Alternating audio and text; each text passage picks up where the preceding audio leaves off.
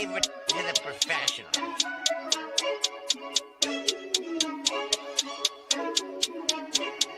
Blessed by Gandhi, blah, blah, blah.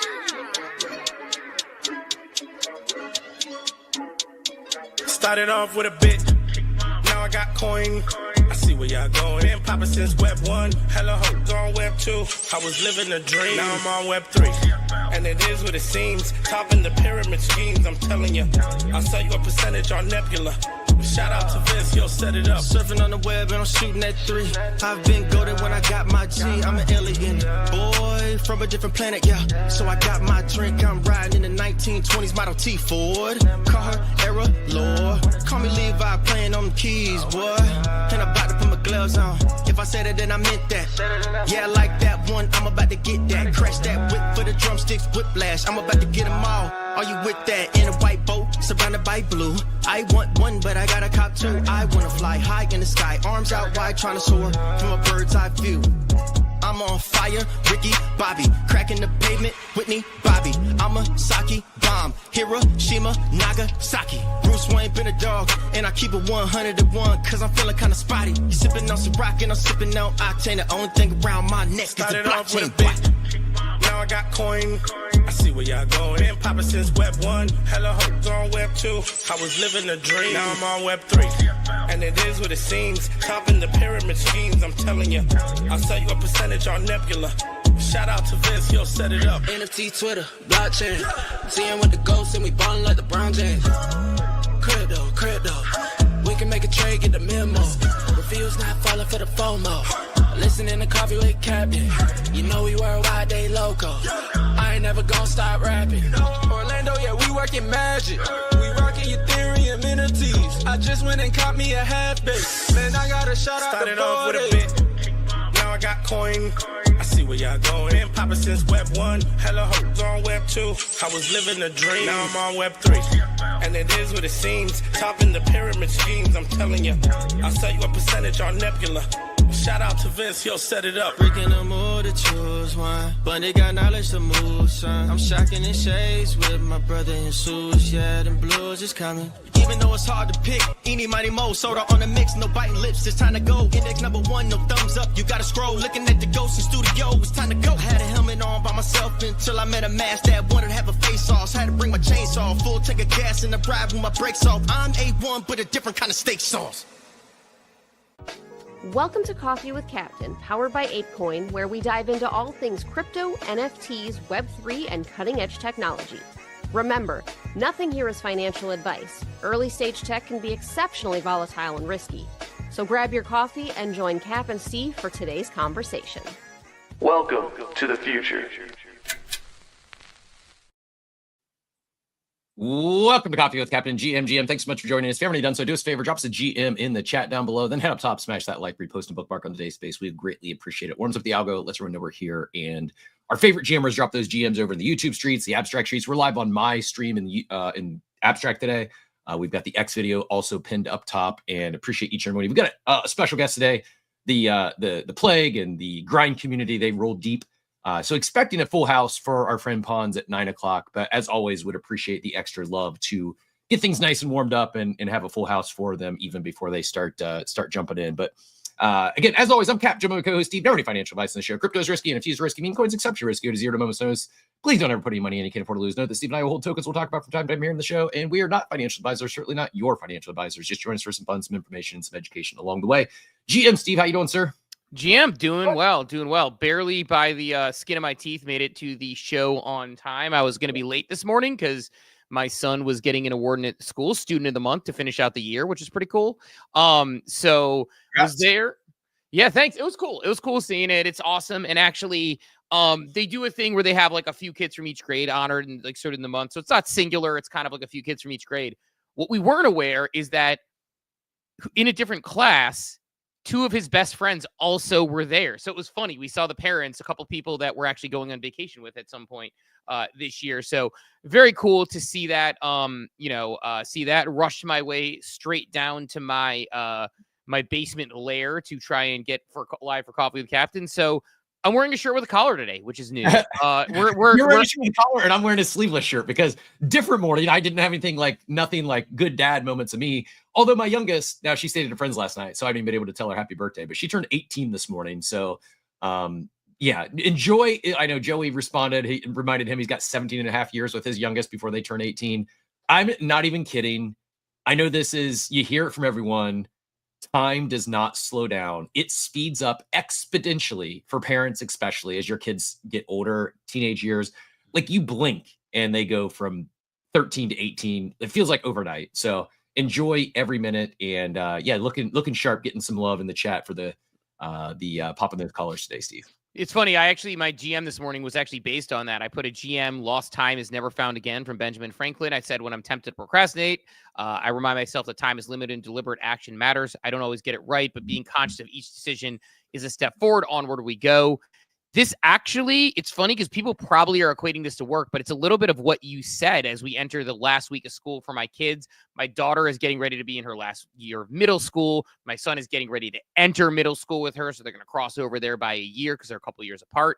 And then my daughter's going to be in high school, and it's going to be, it's just like you said, it flies. And in 7.5 short years or whatever it is, like, both my kids will be 18 out of the house on their way home or on their way to college potentially, or who knows, maybe they'll stick around, totally up to them. But your point about time, it's like, and it's funny because I know I was on, your original sort of Ape and Pony Show podcast way back in the day. And I made the comment of like, I am very much enjoy the moment now. Don't let the good old days be the good old days later. Realize they're happening right now. And I think the example I used on that show was when I'm walking in the woods with my daughter and I kind of like live it up. Very much similar. It's like, whether it's these sort of things with my son, whether it's going to his soccer games, it's those moments where I consciously have the conversation with myself that, like, it's like when I'm playing, a game with my kids or something's happening with my kids or like I'll watch TV with my kids. Like we'll watch shows together sometimes. And my wife and I will do this thing in reality shows where we'll pause it and when we realize something and make a comment and then we'll unpause it. And sometimes my daughter's been getting a little liberal with the pauses lately. Like she's pausing it and she'll have a thought and she'll work on getting it out. And, instead of saying, all right, you're pausing it again, we just said it, I remind myself, I'm not watching this show to see who wins Survivor. I'm watching this show to watch it with my daughter. And so like those moments where you realize like, this is why I'm doing this. It's very important to me. So at least for me, like those moments are really special. And I try to like, and actually, I mean, I won't go into super detail. A lot of people won't, this won't like, it's going to be super cryptic. There's a thing I was looking at recently, a potential opportunity to like work somewhere awesome, doing some great work that I would have really been fulfilling and would have been lucrative and great. But like part of my weighing option in that is that I wasn't going to get, it was going to be somewhat limiting for time with my kids while they're still young. And I figure, look, 8 years from now, I'll be still in my 40s and I can say to myself, look, now I have the next half of my life to like work as hard as I want and travel with Dawn and do all those things. Right now, this stage is my kids are awesome. They're smart. They want to play games with me. They want to do stuff. That's what I'm going to concentrate on. And so I would gladly take half as much money as that lucrative opportunity, which would have been very all time consuming, would have been hard to even do Coffee with Captain with it. But I was, to me, it was like, how am I spending my time and making sure I'm conscious of that? So anyway, kind of some cheesy time in the morning, but that's part of the decision that weighs in.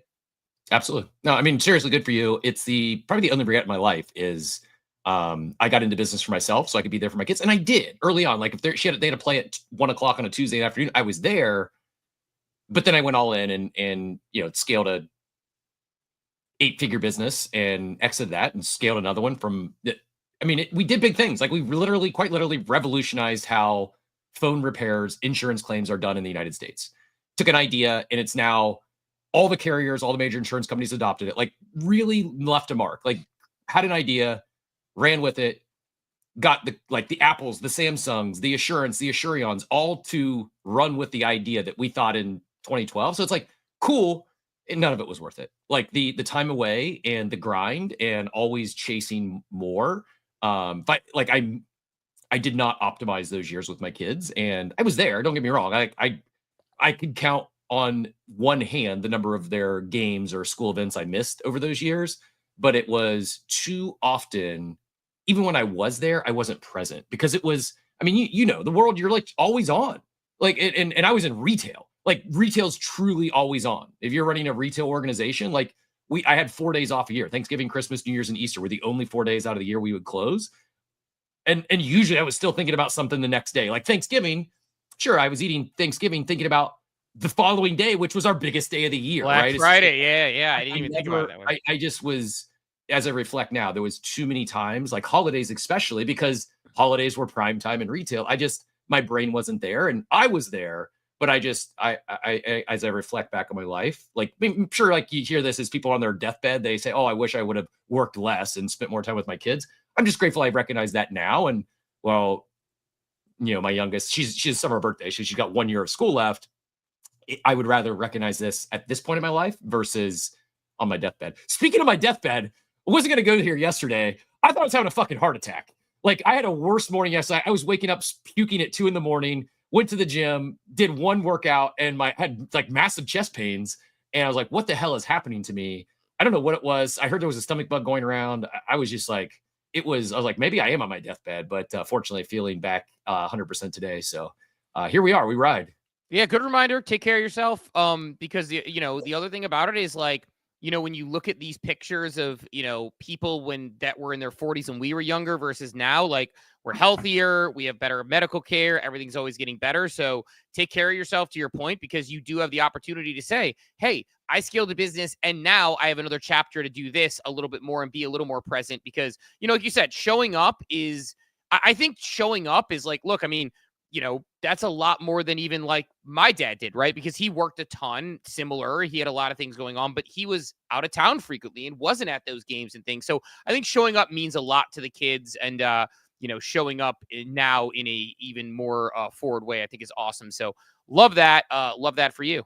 Quick visual check here. I don't know why all of a sudden the light started bleeding through on the screen. Is it better? Is it better off? Does that look better than the blue bleeding through? I don't know why it started doing this, but like I see lines on my end. Do you see the blue lines? I do see the lines. It doesn't bother me personally. But yeah, I personally like it better with the colors. Chat, let us know. Do we go blue or do we go off? Oh, we got off from Thomas right off the bat. Thomas is saying off. We will defer to the chat. So off. See, to me, that looks like and if we have any audio experts out or visual experts out there, if anyone knows why it started doing this, because I think it's relatively new, right? Never seen that. No. Yeah. Mesh says blue. Green Edge says off. Teacher Katie says yes, which I don't know which one that means. I think when you turn it off, look, this might affect your decision. I don't want to like have too much of us. No. So it's funny you say that you look too pasty. I wasn't even looking at that. Just shows it's the thing. It's like that thing where it's like when people are on Zoom calls, they're looking at themselves like 80% of the time or something. No, I was going to say it looks like an office environment where they have those like those lights that are like really like you don't have like, for example, the reason mine seems bright is I use daylight light bulbs. So I don't know if you are. Well, I have no light bulbs on. All I have on is the ring light. I could like, it's got different. I could change the like the tone on it, I guess. Yeah, you got to go daylight on the ring light. You got to figure out. I think it looks like it's daylight, but apparently not. No, yeah, the daylight. Do you know what the difference there? Daylight bulbs versus the bulbs that you see in like the office setting that are like really depressing. You know what I'm talking about? Yeah. So like I made the switch to daylight, and like I literally feel happier in my house since we switched everything daylight. In fact, we're gonna get fancy. This is red. We're gonna turn off the blues. This is red. We go green. Ooh, we go green on an abstract day. Okay, that's terrifying. Blue. I guess like it's like a yellow, purple, blue. Trying to get back. We like rainbow here. This is actually surprisingly not bad for what I'm looking at ahead of me. Yeah, it's like rainbow lights. Yeah, it looks like we're at a rave at this point, though. And now I'm just trying to get back to normal. I don't know how many settings are in this thing. The number of options that you can do, it's quite alarming. Yeah, it's funny. We had put in a COVID pool years ago, back when I was actually working a job that paid well for a COVID pool and all that stuff. And we have a light setting on it, but because we got like the guy installed it with really janky software, like the lights for the pool, like they have to be like, you have to basically turn them on and off again in order to get them to go on. And so we basically do exactly what you're doing now when we're trying to get the setting we want. We're like on, off, on, off. And then if you hit it one too many times, you have to go back through the rotation of like 27 light configurations that you definitely don't need. So rave with Captain this morning at Colors with Captain at 8:16 in the morning. Raving with Captain. Yeah, we everyone's feeling it this morning. So in any case, Cap, glad I was able to make it in time. Like I said, I was potentially not going to make it because or at least till, you know, probably 8:20, 8:30, but we made it here. So in the meantime, Cap, what do you have on your tick list this morning? I got a few items I want to hit on. Q years up, and then I don't even want to go there. I feel like we should probably at least acknowledge the highly produced odd commercial that seems like it made me feel like it's like a crime syndicate launching a crypto trading platform, and the people featured are those that are being accused of scamming. Like, just is the commercial out? Huh? Is the commercial out? I just saw them like talking about it. Yeah, I didn't watch it. I mean, and they're, to give them credit, like it's a really highly produced commercial. Like it's something like you'd see on TV. I don't even know what to say.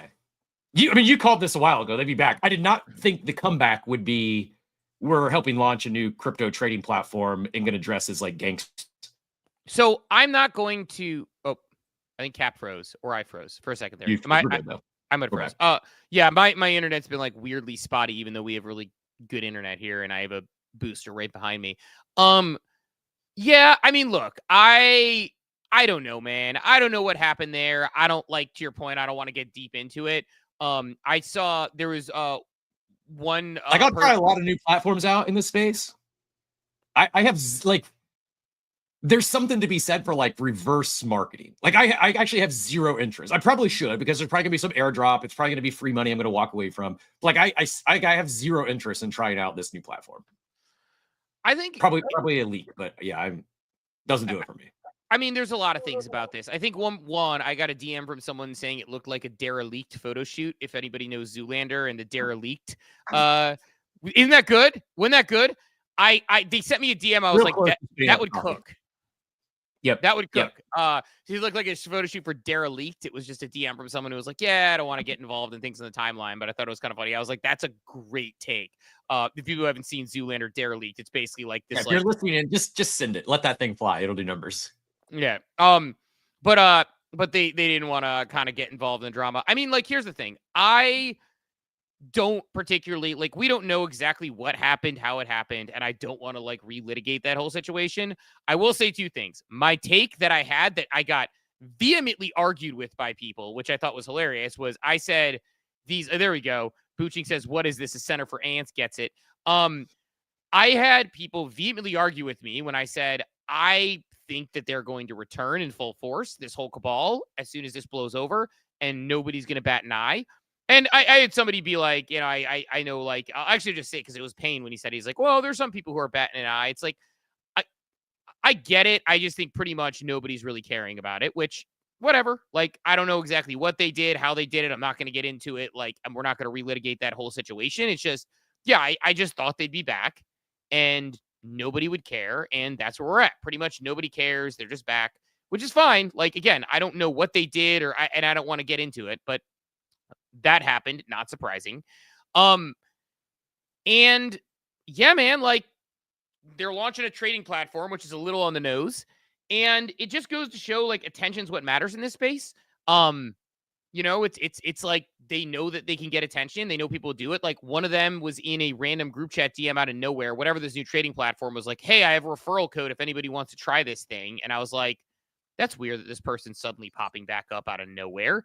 And then sure enough, that's what it was. So, you know, either way, they're back. We don't have to get in on that one. I mean, on my list, I had, look, I want to give a shout out to Claynosaurz, actually.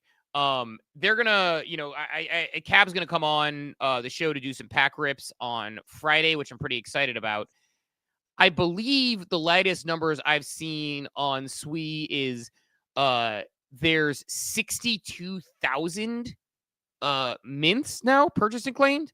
62,000 Popkins packs. I believe it is the largest mint ever on Sui, and probably the biggest in this cycle in terms of liquidity, right? I mean, like, what is 62? I got to do the math on it. I should have done it this morning, but I was like, as I was mentioning, I was kind of skirting in here last minute. 62,634 last I checked. So let's do the math on that, right? 62,634 times $200 a pack, and I know there's going to be some refunds, is $1.25 million in Popkins packs purchased, right? Or is it 12 million? Do I have my numbers off? Yeah, it's 12 million. Yeah, 12 million, right? The ones that are not getting refunded would total 5 million, I believe.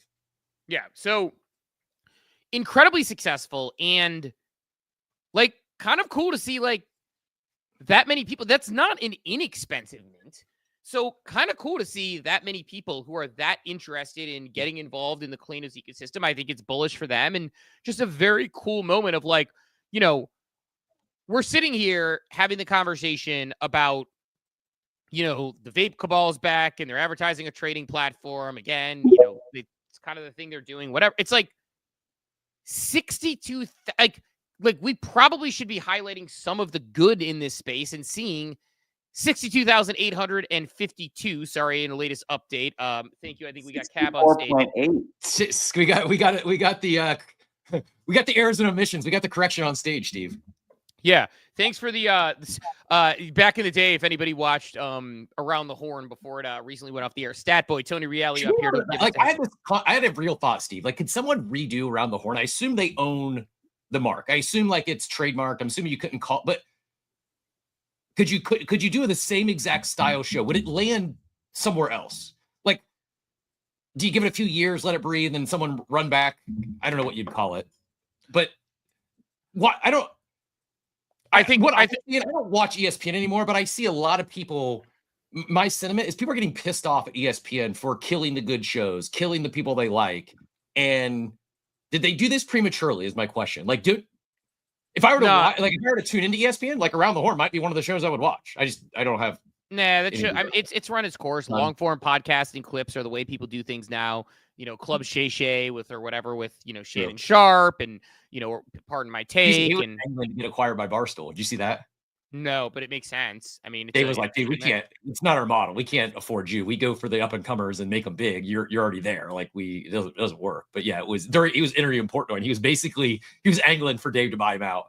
Yeah, I'll say this, and we'll throw it to Cap here in a second because I'd love to get his thoughts on this crazy, you know, success and how it lined up to that. But to your point, just to comment on the content thing, I think content meta right now is people want as much authenticity as possible. They want real conversations. I think it's the reason why cable news like the CNNs and the Fox News of the world and the MSNBCs are not doing well. I think it's why ESPN is getting people mad because busting out the hot takery for a 30-second take on something that requires complex thought. I don't think that does as well as someone listening to a 3-hour interview on Joe Rogan, which granted, I have some issues sometimes. Joe Rogan platforms some people with some junk science and some opinions he doesn't research on, but I also generally like his show. I listen to it quite regularly, especially when people I love are on it. Real quick introduction. Because you turned me on. Well, it was actually Rogan that turned me on to him, and then you doubled down because you were a fan. I've thoroughly been enjoying some of the Chris Williamson interviews recently.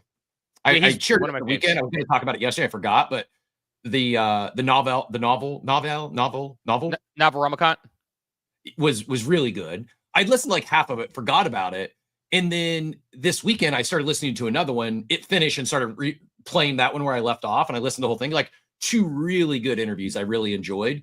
One of them was a communications expert, which I'd like to think I'm an okay communicator, but it's also like one of the areas where I do enjoy honing my craft and getting better. And there was another book I meant to share with you as well. Because I know you, like, similar to yourself, even things you're good at, you'd like to get better at. And both the book I would listen to and this modern wisdom interview with a expert in communications, there was several like nuggets in there that were like great reminders, great reinforcers. Also, a couple of like new nuggets I'd never thought about before. And like specific examples aren't even coming to me now, but I had a few aha moments. So much so I'm going to go back and re-listen to the book and probably the interview as well. Cause it was just like, both of them were very good. If you're a speaker, Like I just said there, and it made me think of it because that's something I'd like to eliminate from my, when I'm speaking. I shouldn't say those filler words like that, and I still do. And one of the expert in communication is like, it's actually normal, it's natural. What you don't want to do is find yourself saying it like every other word as an or an. He's like, it's okay, but you don't want to. There's certain times it's okay. It was again. I'll end the rant, let you get us back on point here, but I meant to share that yesterday. It completely slipped my mind, and I'll drop those in the chat, the links if anyone's interested. Yeah, the thing, actually, I use certain things on those to actually as a communications tool. So sometimes you hear me say so or these long ones. That is to allow Cap to get in or the speaker to get back in. Like sometimes like you don't want that dead air. So like when you pause, it almost sort of, lets you trail through. So I actually use it as a tool sometimes, but I know some people hear that and they're like, you say a lot. And it's like, so, and you kind of like leave that off and like give that sort of as a handoff to like eliminate dead air. But, before we get down any sort of crazy roots and rabbit holes here, there I am saying it again.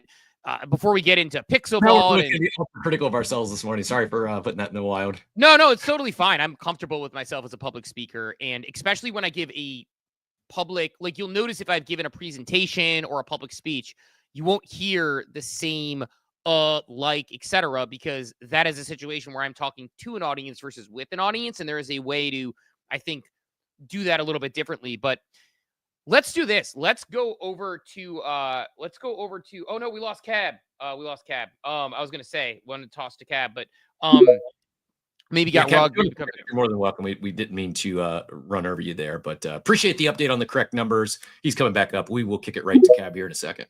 Yeah, so when Cab gets back up, we'll kick it over to Cab. But Cab, does this exceed your expectations, I would say? Like, I mean, I don't know what your expectations were, but 64,852 as of... No, wait. 65.7. Are we up? Live update. So Live update. 1,000 while you were talking. It's going parabolic. Does this exceed our expectations? I mean, yeah, dude, I was on the verge of panic attacks on fucking Thursday morning, not knowing if we'll even mint 10,000 of these things. We fought so hard for this, and then in that first day, we sold by nighttime we had sold the first 25K. And I posted something super interesting.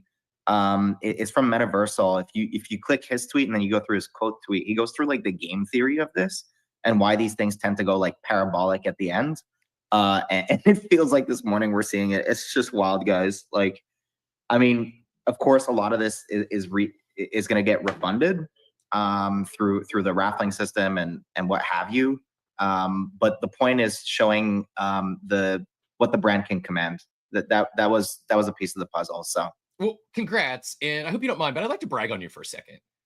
And this is like something you do really well. Very few founders in this space do this. And it is, I think, some of the lowest hanging fruit for a founder, a leader of a team. If you're building in this space, Cab is passionate about what they're building. Cab is proud about what they're building. I get DMs from Cab, especially when there's around an activation or event. I don't know. He's probably sent me 4, 5, 6 over the past week. I talk about him. I share the links. Sorry, man. I love that's like apologize. How low the bar is. Like the founder's passionate about his stuff. Please don't apologize. Founders, do more of this. Like, we can't have Cab on the show every day. He doesn't have time to pop on the show every day. Claynosaurz is doing a lot of stuff. And often, if you see me posting something up top that's a Claynosaurz announcement, or they just announced their animated series, I saw that because I got a DM from Cab. This is very, very, very common in traditional media, right, Steve? If you are building something, you likely have a Rolodex of all your local news reporters. You have a contact at the Wall Street Journal. You have a contact in New York. And anytime you put anything out, like, yeah, you're probably working with some PR wire or some press release firm, but you also have your own contacts and you send them a link to anytime you have something newsworthy. And that helps them do their job better. All of us that are in whether we're on Spaces, whether we're on TV, we're looking for news. We're looking for things to talk about. Cab helps us do our job better. It blows my mind, Steve, now, to give founders and teams credit, they do their media tours. Often you see them going on their Spaces tours and stuff like that. But don't be shy. If you're doing something, I may not see the DM, but I'm not going to be mad if you DM it to me. So again, I'll get in my rein here. I just want to give you some flowers because I thought about this last week. I was like, man, Cap really loves what they're building. He's clearly passionate about it. He's not shy about it. And I just want to say, don't stop doing that because it actually helps. I appreciate it. And I wish more founders would follow suit. Yeah, dude. I mean, you nailed it. It's like the way I see it is like, as long as it doesn't feel disingenuous, like it's that human touch. Obviously I'm super excited and passionate about what we're building. But I think, like the space is not what it was 4 years ago where you can make a tweet and like all the KOLs see it. It's so oversaturated, which is funny because there's a parallel with the oversaturation of content and something that we talk about a lot. Doodles talks about a lot. Azuki, everybody. But in the space right now, it's like no one will see your tweet the way they used to 4 years ago. So you need that extra juice. And I think that's how I always approach it. It's like, fuck it. Like you might decide to talk about it. You might not, but I'm going to send it to you anyways. Yeah, well, it's working. I appreciate it. And yeah, if others are out there and you thought about sending tech, like, oh, I don't want to flood their DMs. Like the worst I'm going to do is not see it or not reply. There's often times I don't ever reply, but it's like fodder for the show. It helps. It gives it, like you always hear Steve, like, what's on your bullet list this morning? Often there's one thing on there that if it's a Claynosaurz item, it probably came from a DM from Cap. Whether I give him credit for sending that DM, I usually don't even talk about it. Like, oh yeah, Cap sent me this. It's just I see it and it's something I would have missed if he was just relying on the timeline. Well, so we are now at 66,000. Let's go. It's pretty awesome. Historical. You're right. Biggest mint ever pulled off on Sweet, and I think biggest mint of this cycle. We are. I can't even tell you how proud we are. Having minted 3 years ago at FTX and fucking busted our ass through the last 3 years and done all that stuff. It feels good, and we're ready to go just ballistics on the Claynosaurz side, which brings me to the other thing. And I'm so sorry, guys, I'm hijacking your show for a second, but we announced the TV show officially yesterday. So Variety posted it, and then some other news outlets. Unfortunately, Web3 news outlets have more interesting things to talk about. That's another story. But yeah, dude, TV show's coming in hot. We're so proud of that. It's built not just for YouTube. It's going straight to European distribution. It's also built to license back to the streamers when the time is right. So yeah, what do you mean by it's that? a big week for Claynosaurz. Can you expand on that? What do you mean by license back to the streamers? So depending on how you build, we build it as premium content. So it needs to fit certain metrics. It has to do with length. It has to do with the style of content, and there's certain other things that you got to hit. When it fits that window, even if you do go straight to YouTube, you can pre-package a whole season and have the streamers take it on at the same time or after, whatever the deal looks like. It's the same thing that CoComelon does, actually. Like all their stuff gets ported to Prime and I think it's Prime. It might be Netflix, but it's a similar strategy. Interesting. Well, thanks for upping up. Appreciate you sharing. I'm going to go grab the Variety post and put it up top here in a second. Steve, you want to talk about volume shooters? I'm looking for this post on the Variety Twitter. I'm kid you not even an exaggeration. I think they've sent 100 posts in the last 24 hours. I wonder if this is. I pinned it right before. Is it three ago? I don't know. Oh, perfect. No, thanks for grabbing that. Or just look at our account. But anyways, guys, thank you so much for having me. I'm so sorry I'm hijacking this. I'm pumped. There's 2 hours left to the mint, guys. Friendly reminder to anybody, if you don't get a Popkin, it's a refund plus all the other shit that you get with it. So have fun. It is now under 1/3 chance of finding a Popkin. So you have 2/3 chances of just getting a refund on your pack and keeping the achievements. And like 66,000 is amazing. Congratulations. At this point, though, anything less than 69,420 is like we're not even a community if we can't get this. I got the screenshot button like waiting. I'm just gonna smash that so fast when we're close to like the 69 numbers. Just do the screen record. That way, it's not like you're like, no, it's one. It's like when you're trying to fill up your pump. Oh, that's a good tip. That's a really good tip. Little screen record action. People in the chat too, by the way, like saying we got, I think it was B Epic, or I can't remember if it was B Epic or who it was in the chat. Rare Ed maybe saying, I don't want a refund, bro. I want the Popkins. So dude, yes. So okay, so you nailed it. Oh man, I'm so sorry, guys. You nailed it. A lot of people don't actually want the refund, which is a really strong signal to what's going to happen on secondary, because a lot of people that are aping into this actually do want Popkins. And the way we've approached the whole collection is, we're rethinking the whole mint process across the board. And a part of the theory is people actually want the collectibles. And if you can signal an excess and demand for them, plus you get a massive liquidity event from the refunds at the same time as secondary, it's going to go a little bit nuts. And you're definitely protecting secondary that way. And anybody that misses out can take that money right back and go find the Popkin that they want. Yeah, I love the mechanic. Yeah, I think it's a thing where, like, just to build on, the point Cap made, it's like, what's cool about this, it's funny you make the comment, like, which I totally thought was funny, where you're like, apparently Web3 had other things to talk about. It's like funny when you look at the fact that you're building this in this way. We talked about it when you were on the show last week about balancing between like degen mechanics, but also trying to build like a real business. And it's like show, game, a mint that people are really interested in, that is actually driving demand and interest. Like, it just shows that like a lot of people like myself are like, oh man, like I'm sitting here staring down like this. I don't know if I can afford a Claynosaurz, but damn it, I want to be in this community. And so I think there's something to be said about everything that's being built and the way it's being built and the way people are excited about it. And so, there's a good chance I'll mint a couple more packs, myself, and kind of keep going. I minted 2. I'm interested in it, but it's just awesome. And I will just double down on what Cap said there, which is, he made the point of like, you actually do your own sort of PR outreach on those things. Like, you're not too cool to be like, this thing came out, or you just got to find it yourself. It's like actually going out and trying to hustle to make your business happen. And we appreciate it. A good example this morning, you DM'd me. I had not, I mentioned it on the show. I haven't even replied to you in that DM yet, but I mentioned it on the show because immediately I saw it. I sat down. I was like, this is the first thing I want to hit on this morning. I have a whole tick list of other things to go on, but this is a big deal. Biggest mint on Sui, biggest mint of this cycle for sure.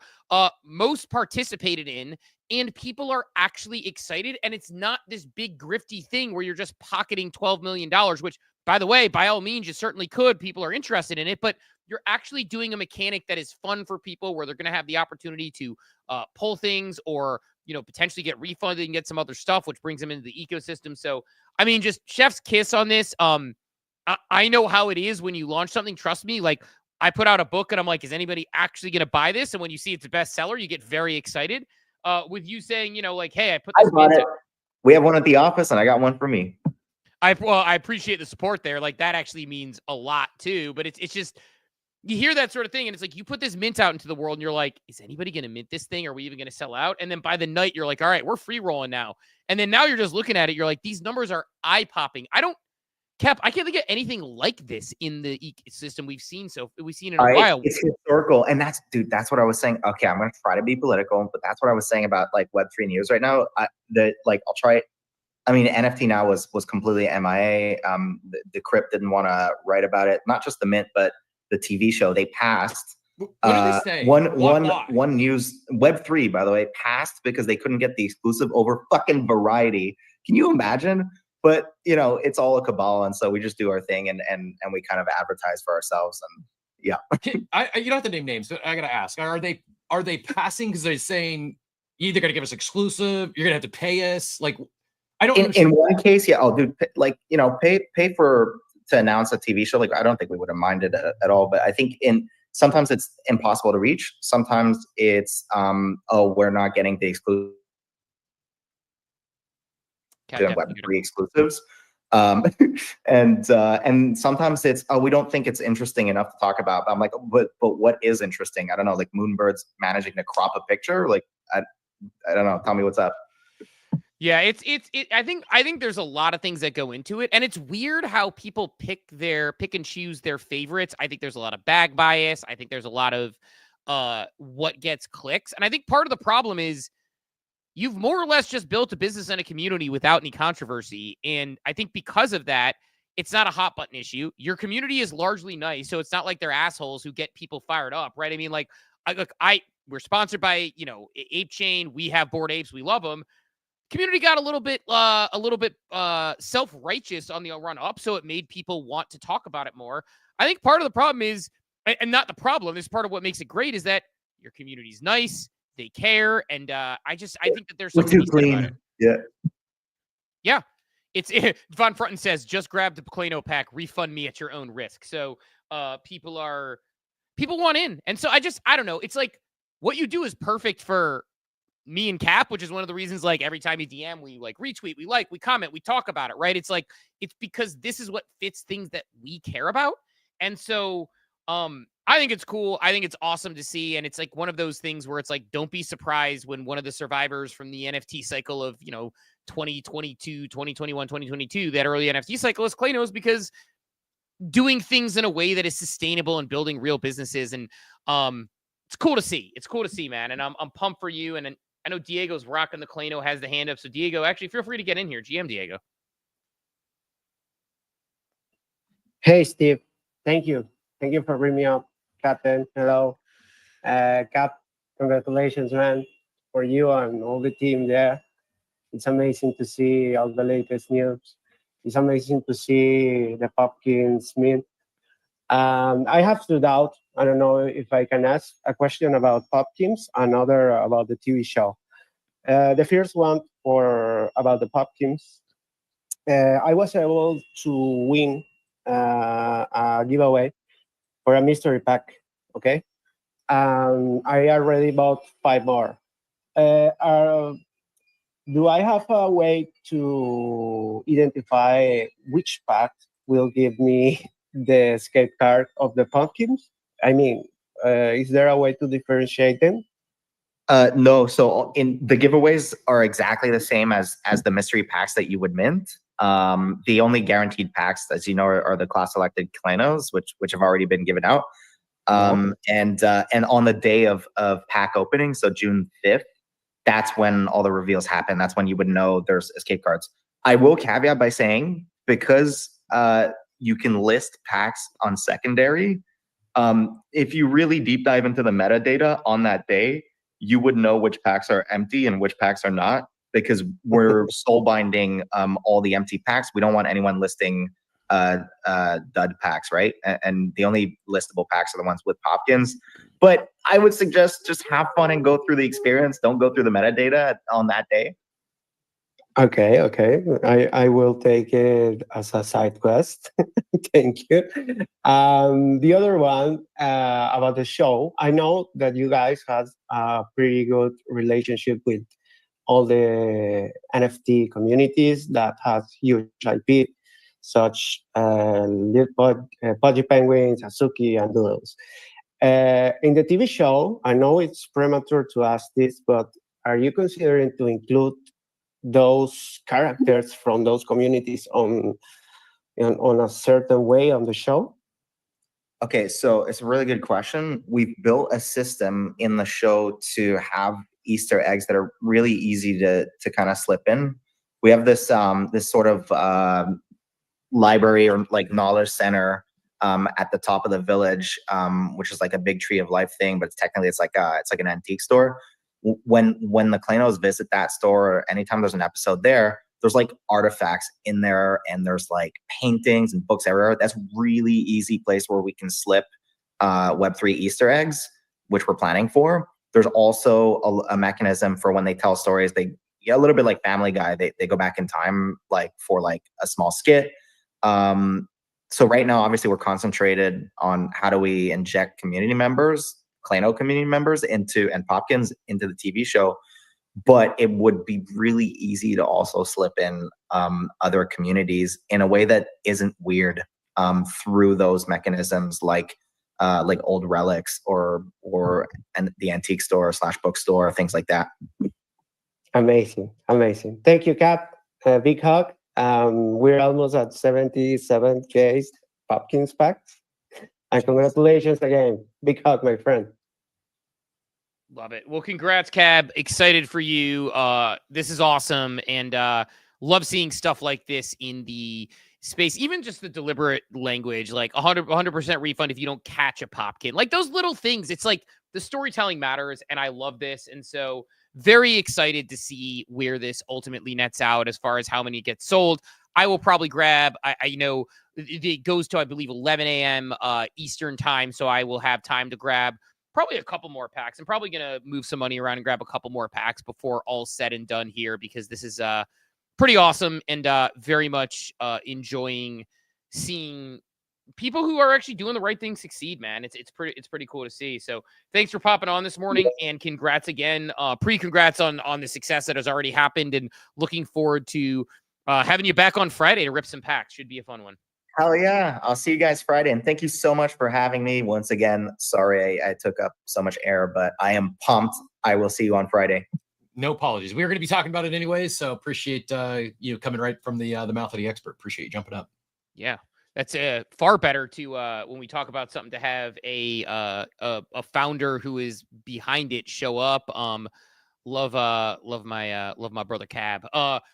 Cap, let's do this. I know it is we're having Pons jump in here in the next 15 or so to talk things. Let's hit the daily market update brought to you by our friends over at Ape Chain, and then from there hit a couple quick things, and then we'll get Pons in here to talk. I'm actually pumped to talk to Pons. It's been sort of the talk of the town. I have a ton of roles in that Discord, so I'm gonna ask some questions about that. But let's go ahead and get this thing rolling. It's time for the daily market update. The daily market update straight to your brain. Powered by Memecoin, no hype, just gains. Moving on Ape Chain, we bringing the heat. NFTs, fence alpha, never miss a beat. Ape Chain on top, now we bringing the flex. The home of NFTs, figures now what's next. Come on, my head time, but you want the time to chop for one time. It is time for the daily market update powered by ApeCoin, the home of NFTs. Ape Chain has it all, bringing culture, fun, and community to the blockchain.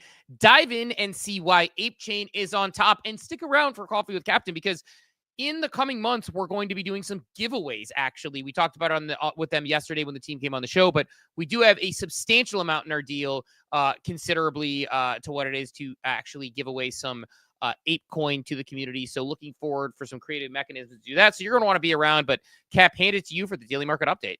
Yes, sir. We're going to start with the Coinbase 50, our majors here. Green day across the board. Bitcoin up 1% to 105,385. ETH leading the charge, up 5% to 2,609. Notable on the ETH, I'll actually pin it up top. Stats just put out the ETFs over the last week are very green. Money is flowing into the ETH ETFs. Again, I'll grab that and pin it up top here in a second. XRP also up 3% to $2.22. Solana up 5% to 161. Doge up 3% to 19 cents. Cardano up 3% to 69 cents. And hype continues to surge. The first thing other than Bitcoin I talked to about my normie friends today was letting them know it appears that hype has become they've won the cycle, or the golden boy this cycle in terms of the up and coming deck. So I'm hold none, but it's something I will be looking to get exposure to that ecosystem. So again, that's your top 50. When we scroll up to memes, also green across the board. Doge up 3% to 19 cents. Shiba Inu up 3% as well. Pepe up 9% on the day. Trump up 1%. Bonk up 6%.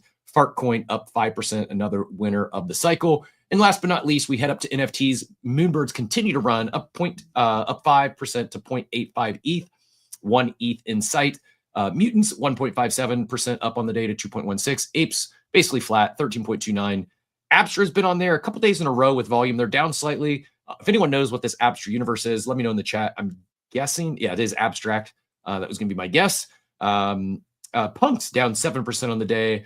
Notable, the Pixel Vault fractional punks are going to auction. I think there's 16 of them in that auction. Good Vibes holding flat at 0.88, down 1% on the day. And that's our daily market update brought to you by ApeCoin, the home of NFTs. Head over to the ApeCoin portal to check out more. And back to you, Steve. Yeah, what are your thoughts on, I guess, like, while we're talking about this, I had on my tick list the Pixel Vault punks going to auction, and maybe like we need probably more information on that. But I thought that those were technically, is that a decision by the Founders DAO via vote to go to auction? I guess because they technically are fractional owners. So I sold my punks long ago. My punks tokens. If people don't know, people weren't here for the Pixel Vault. I still hold up. I think I do still have a Founders DAO NFT. I've not been active in that DAO whatsoever, but that thing was several ETH at one point, and now it's like 0.02 or something. Yeah, it's bad. Yeah, I have no idea what's happening there. I don't know. Like I'm not taking a shot at Pixel Vault. I think it's probably extremely unrealistic that they have any sort of path to grow into the valuation they raised at. And I wonder, it's not just them. They're not alone. They just so happen to be, they were one of the bigger raises back in the Mania. And I wonder what sort of pressure they're getting applied from VCs. I'm guessing the VCs have priority marked the Brooks down to 0. But there could be some pressure to liquidate some things to get something back. They said it's going into GG in the ecosystem. I don't know. What do you think the future of Pixel Vault holds? I don't know. I think it's probably going here. Let's do a quick story time with Steve. I'm going to share something I've been working on that I had to put on pause for a couple of weeks on something. I have an entire section of Pixel Vault in my over financialization article. So I'm just going to read this real quick. We're going to do a quick story time and then we'll get Pons in here in a minute. But it's called, there's a section I have called Pixel Vault's Expanding Universe. Is actually after a Top Shot section. I put Pixel Vault is another case study in this sequence. It started as a company that had a grand vision to fractionalize ownership of 16 CryptoPunks, one of the most desired digital artifacts. Most people couldn't afford one, with some punks sales going in the millions. Upon buying a CryptoPunks comic NFT from Pixel Vault, you receive 2 critical things: access to a story by renowned illustrator Chris Wall, and the right to stake your NFT, locking it up in a contract to earn tokens which represent shares of those 16 punks. The innovation there was clear: 10,000 NFTs, which digitize fractional ownerships of assets, with a staking mechanism that utilized smart contracts, a vesting distribution of ownership, giving you more ownership the longer you stake them, and a beautiful token by a great illustrator that represented it all. But the innovation quickly gave way to complexity, confusion, and unchecked speculation. Within a year, Pixel Vault ecosystem had more than 100,000 NFTs, with one often giving holders access to mint the next, fueling speculation through a series of financial mechanics about burning, staking, and holding each one. The ecosystem became so confusing, even its top supporters couldn't keep up. And instead, people began creating missives about why any given asset was undervalued. The product had gone from art, fractional ownership, and innovative technology to a speculation casino of blockchain JPEGs. It's my quick summary on Pixel Vault right there. I'm just going to say it. I'm going to bold take. It's. I don't even know if I want to say it. I don't know if I actually believe it. Do NFTs miss Beanie? Was he the game theory master? No, that's not the thing, though. That's the whole point, is that's what drove it the wrong direction. It was buy this, I don't know, this, get this. Because that's not good. I really enjoyed the game theory element of it in the beginning, and maybe they just overplayed it. You enjoyed the financial speculation of it, which is great, but there was no business. Was the first big decision? What was it? Do you want to burn your comic for a Founders DAO pass? Was that what the first big decision was? Well, the first big decision was the first 5,000 minters got access to 2, which meant that people were getting a free NFT for buying that. So it was buy this, get this. Then they minted out, and then it was, yes, burn this to get a Founders DAO pass. And then I believe you could burn a Founders DAO pass to get a mint pass to get a meta hero. And then the meta heroes you could use. But then there was a planet sale. You got a chance, if you burn it, you got a chance to get one of the cores. I don't know, man. Maybe they overdid it, but it was fun. I remember that time fondly, and having to make potentially decisions that could have a significant financial outcome, right? None of it had a plan. This is the problem. This was game theory in the sense of Ponzonomics, where it was burn this to get these heroes. What do the heroes do? I don't know. We'll figure it out. They're maybe going to be in a game. They're maybe going to be in some comics. Founders DAO. What does that get you? Oh, it gets you part of ownership of this voting rights in this DAO thing. Oh, now we're going to sell 30,000 planets. What does that get you? Punks Comics 2. Okay, what does Punks Comics 2 get you? Well, it's Punks Comics 2, but that could get you the opportunity to mint an Adidas NFT, which can get you a tracksuit, or you can sell it. It just became so convoluted. The problem is, game mechanics are fun in how Claynosaurz is doing them, because Claynosaurz has thought through every single part of that game theory. The way that Pixel Vault did them, and I like the Pixel Vault guys. I'm not trying to throw them under the bus. It was what people were doing at the time. All it was let's get people excited about this next thing. Shrug. I mean, it's kind of the equivalent of Kevin Rose saying I will FUD myself if we don't have, haven't delivered the things we're talking about by the next year. And then there wasn't things planned for the next year. That's the equivalent of what this is. And granted, they might have had other things that were planned, tokens, etc. They didn't go down that route in their case. But I just think Pixel Vault, and then there was oh, but this is going to get you Punks tokens, and this is going to get you POW tokens, and the POW tokens are going to govern this universe. And it was it just felt like they had these plans that weren't fully fleshed out, and they put things to market and they made a lot of sales. A lot of money was made. A lot of people got involved. I'm not knocking them for the hustle. I just disagree that the game theory was good. I don't think, like, people are saying like, oh, Beanie was the brains. I don't think Beanie was the brains. Actually, I like this typo. It said Birdie was the brains. But I don't think it was necessarily Beanie was the brains of the situation. I think Beanie's incredibly smart, but all it was a continual, like, what's the next thing? Now you want this thing. Now you want this thing. And there wasn't thought behind the business. And so that's where I think we netted out with Pixelvault, in my opinion. Like, I don't necessarily think that. So, or I don't necessarily think that it's about missing Beanie. I think it's about, there was never, like, what is Pixelvault's business now? Like, what would you even say? Yeah, I don't mean Pixelvault missing Beanie. I just was like really referencing more game theory, more tough decisions to make with assets in this space. I had fun with it. Show says Beanie was the brains when they booted him. Was when the project was. No, over. I saw that when I was going to say, he said Bernie, which I like in there. He gave you Beanie. Yeah, man, I don't know. It's just, it was very, very confusing, very, very convoluted. And now they're selling the punks. I'm assuming that the DAO voted to do this. They're distributing the money or something like that. I don't know, man. But that was one of the ones, like, you talk about the ones you regret not selling. Look, I think it's cool. I wanted to have a punks comic. There's one on my wall behind me. That physical you got, I think, was a very cool concept. A physical, like, punks comic, graded in there, whatever. That's cool.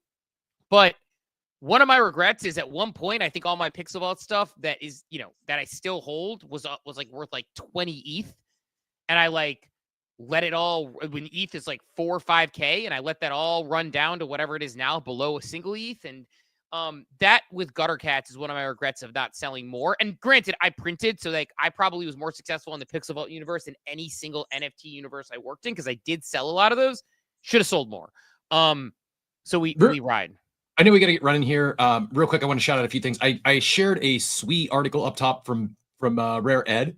Go check that out if you're wondering why Claynosaurz chose Sui and what else is happening in that ecosystem. And then our guy FFE, I want to give him a shout out here because I'm kind of proud. I'm kind of proud of the space, Steve. And this isn't a personal shot at any of the individuals pictured, but I feel as if we might be maturing a little bit. Based on that video we were referencing earlier in the picture, FFE says a year ago, this photo would have pumped the majority of people in CT. Today, it's scammers, extractors, Gwei, addicts, cringe, probably trans. It's crazy how fast credibility and personal brand can be obliterated in this space off of a singular moment. And he just, again, grabbed the picture, and then the comments are not flattering.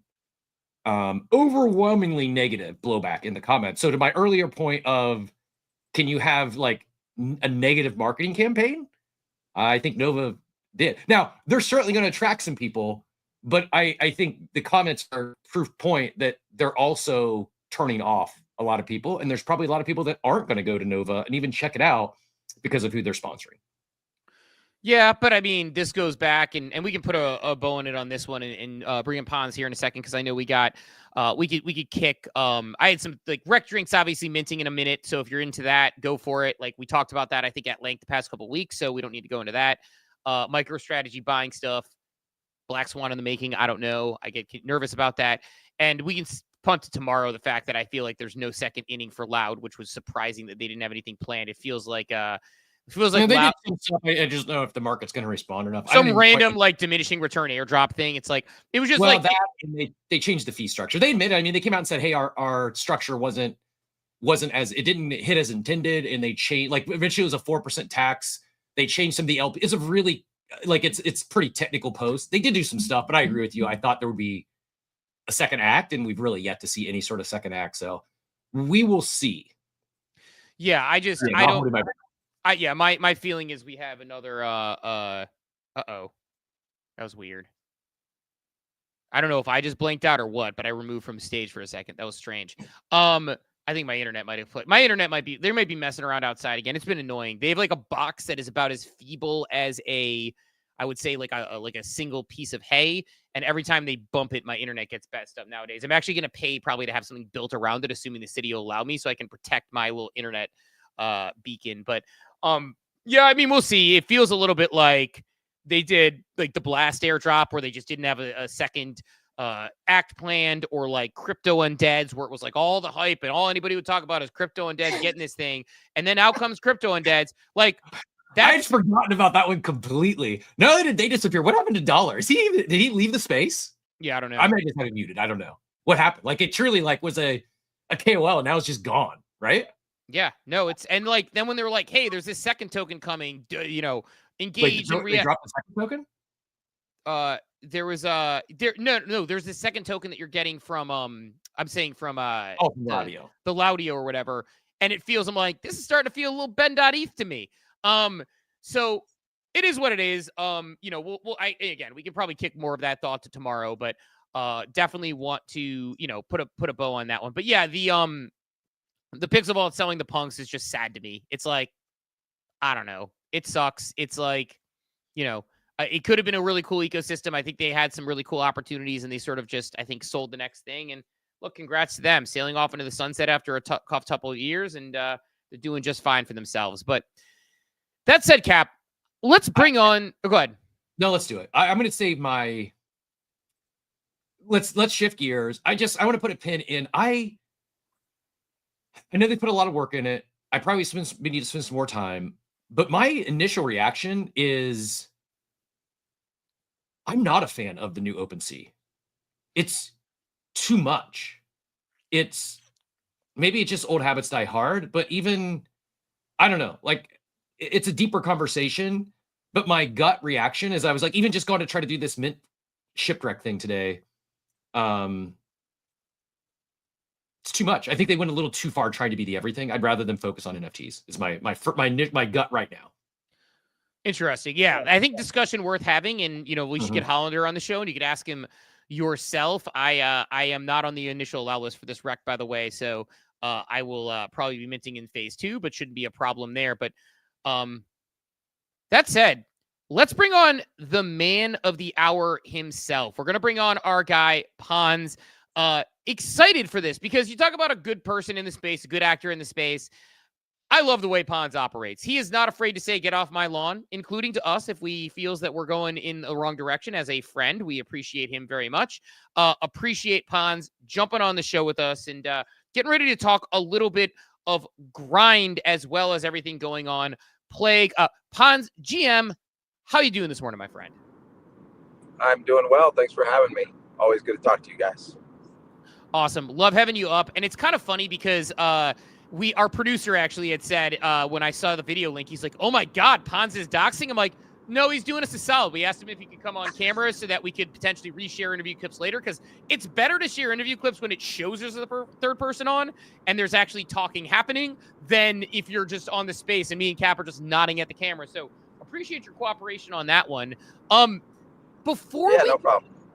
Right on, man. Before we get into the deep depths of grind, before we get into the plague a little bit, because we do want to give you some flowers on the equity thing, especially with Rect minting this morning. It's sort of a symbolic thing because you both did that. I know you haven't given full background, but you give a little bit of background on yourself as far as like what you've done in the past. Can you give people a background on you who maybe haven't heard you on our stage before? Yeah. So, crypto background, or what background are you looking for? Just in general? I think the vague background you give about yourself, and then the crypto background as well. Yeah. So, first of all, I guess the main thing that people I think should know is that crypto is not I'm not a full-time crypto person. I mean, I work probably full-time hours, but I have a job outside of here in Web 2.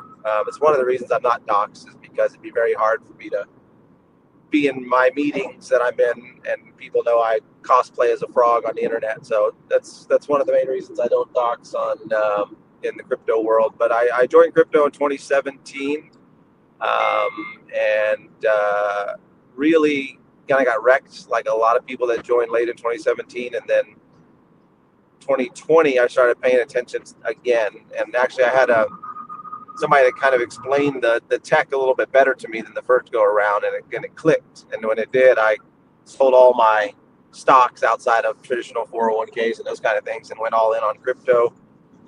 started playing around more and bought some metaverse land. It's the first NFT I bought was Decentraland and Sandbox. I still have those damn things.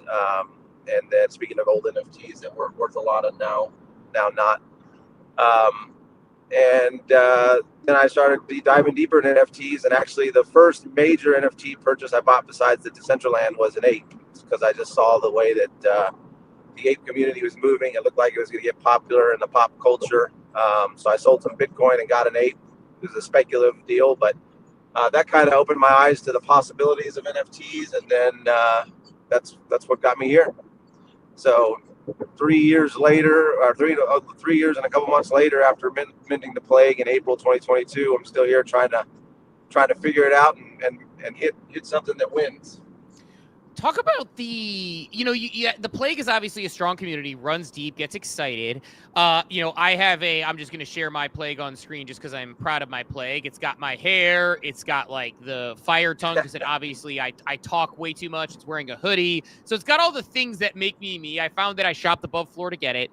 But at times you voice the frustration. Like I see you say on the timeline things like, you'll see something that's complete vaporware and you'll be like still higher than a frog, which you've given out equity. You've got, obviously other things you built. Like, what is it like? And talk about that aspect of being an NFT founder and dealing with those ups and downs on a regular basis where you're like, I don't even know what I'm doing at this point. It's hard to say, like, no matter what we do, it doesn't move things. Sort of something Cab was talking about earlier, to a point where he's like, yeah, we have a TV show, but apparently that's not as important to the crypto outlets. Talk about that a little bit, of what it's like being a founder in this space and that sort of mind fuck.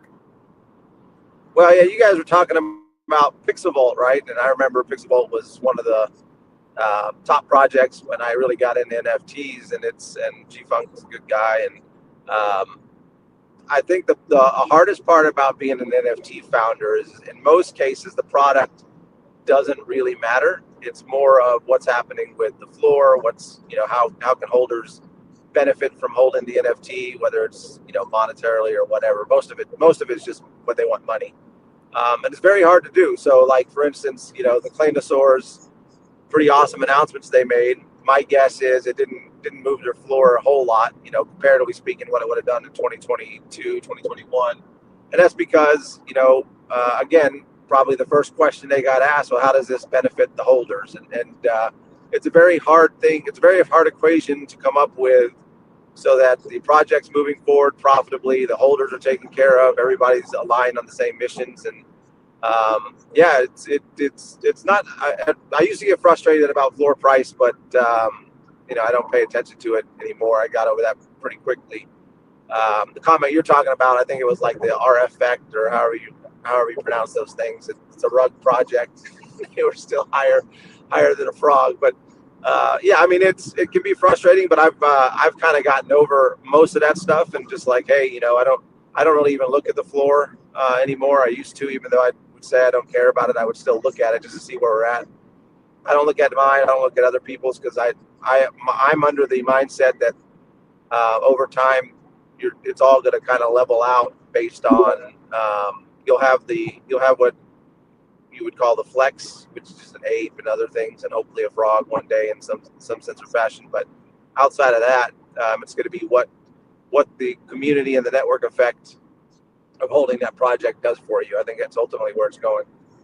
Is there a metric that you think would be better for this space at large to track? I mean, the reality, we can talk about everything's reality is floor price continues to be like the leading KPI. If you could have everyone you could have your ideal outcome and everyone shifts gears, and now we start viewing this metric to gauge success or progress for these NFT collections. Any thoughts to that? Like, what should we be measuring different projects? I mean, active community members is probably the most important metric in the long run. It's hard to measure. It's also hard to, like, I was talking to a couple of guys the other day, and they said, what's the KPI that you care most about? And for me, it is users. The problem. Oof, do we lose him? I don't know if Pons. Oh, yeah. Get back. I don't know if you got a call there. Got you back, Pons. Yeah, I did. Yeah. The problem with that measuring active users is, when you are getting new users, it's either because another one sold, or If it's not because another one is sold, it's trying to convince what you would consider your whales to get rid of their frogs, which, you know, most of the time they're only doing if they've lost hope in the project for the speculative nature. So it's a tough industry to come up with a real KPI, but I think active users is the right one, because ultimately users is what all of these platforms need. I mean, Cato, you guys were talking about Laudio. There was only one outcome for that, and Cato in general, I think, is I would consider it a riff on affiliate marketing, and eventually businesses that are going to do something like that, they're going to want users. They're going to want an ROI on that, not just people on the timeline talking about it. So the Cato is going to continue to diminish its returns until they can deliver revenue for the businesses that are like Dot is a perfect example. If I'm Polkadot, I don't know how much I'm paying, but ultimately I need people on my chain. I don't need people talking about my chain, and that's where that's the same issue that we deal with in the NFT world. So I think active users is what matters. I would kind of like to peel back this onion a little bit. We don't have to spend too much time on the whole InfoFi, Cato, Kaido, Quacks, but I am curious, because my understanding is you've not paid the piper for any of these for Grind or the Plague on any of these platforms, but I see you popping on your personal account. You're capturing attention in the space. You're capturing mind share by being active in the space. I agree with you that it's like the real win is not just capturing short-term attention, but gaining a sticky user.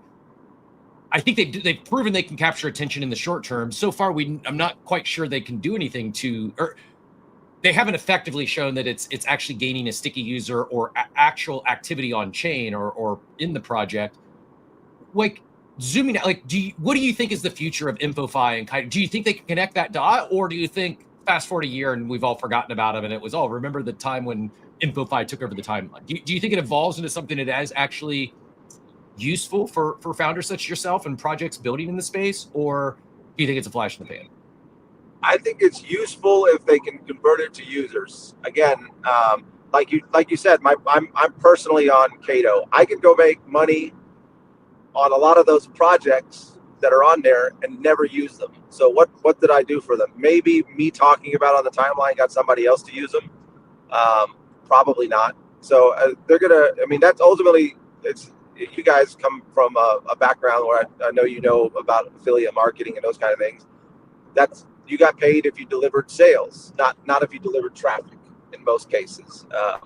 And it's just like if you're in the Web2 industry, if you're hiring a influencer, if you're doing it to build your brand recognition, that's one thing. But ultimately, most digital marketing is there because you can measure the ROI on it, and ROI means how much am I paying and how much am I getting in sales for this spend.